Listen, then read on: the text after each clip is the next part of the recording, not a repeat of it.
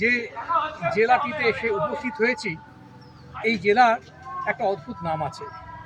আপনারা নিশ্চয়ই জানেন বা বুঝতে পাচ্ছেন, এই জেলাকে বলা হতো যে বাংলার অক্সফোর্ড। ঠিক বুঝেছেন। আমি এই মুহূর্তে আছি নদিয়ায়, নদিয়া জেলায়। আর নদিয়া জেলার সবথেকে প্রাচীন মন্দির, 500 বছরের পুরনো যে মন্দিরটির সামনেই দাঁড়িয়ে আছি, সেটা হচ্ছে পালপাড়ার এই প্রাচীন মন্দির। এখানে কে প্রতিষ্ঠা করেছে তার কোনো শিলালিপি নেই বা অন্য কোনো কিছু নেই, কিন্তু বিভিন্ন ঐতিহাসিকরা বলেছেন যে এটা গন্ধর্ব রায় বলে 1700 শতকে একজন জমিদার তিনি করেছিলেন, জমিদার বা এই গ্রামের রাজা করেছিলেন।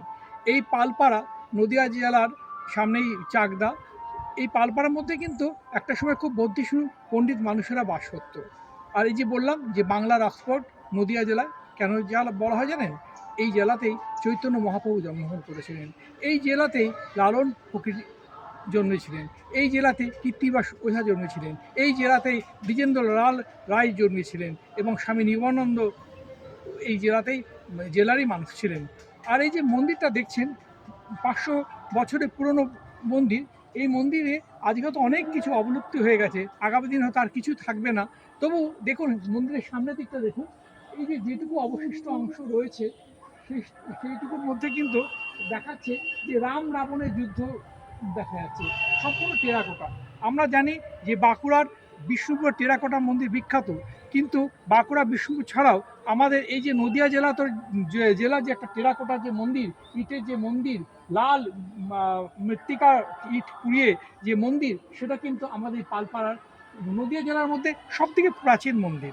এটা আমার নিজের কথা নয়, এটা ঐতিহাসিক মোহিতলাল বলে একজন, তিনি তার বইতে লিপিবদ্ধ করে গেছেন। এই যে পরপর দেখছেন এই সিঁড়িগুলো, কত প্রাচীন সিঁড়ি, হাত দিয়েও গা রোমাঞ্চিত হয়ে যায়। কি ঠাকুরের মন্দির অনেকে বলতে পারেন না, কিন্তু যতদূর দূর সম্ভব অনেকে বলেন, এই অঞ্চলে মানুষজন বলেন এটা নাকি শিবের মন্দির। আজকে কালের প্রবাহে আস্তে আস্তে এই প্রাচীন সত্তাগুলো হারিয়ে যাচ্ছে, কিন্তু আমার সারা শরীর শিহরিত হয়ে যাচ্ছে যে মন্দিরে গিয়ে হাত দিয়ে রয়েছি।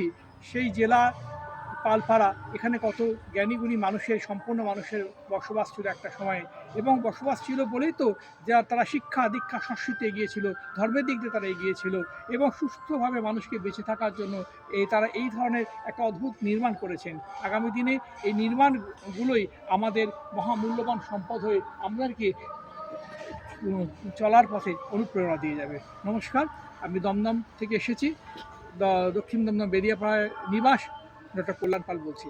ভালো থাকবেন সবাই।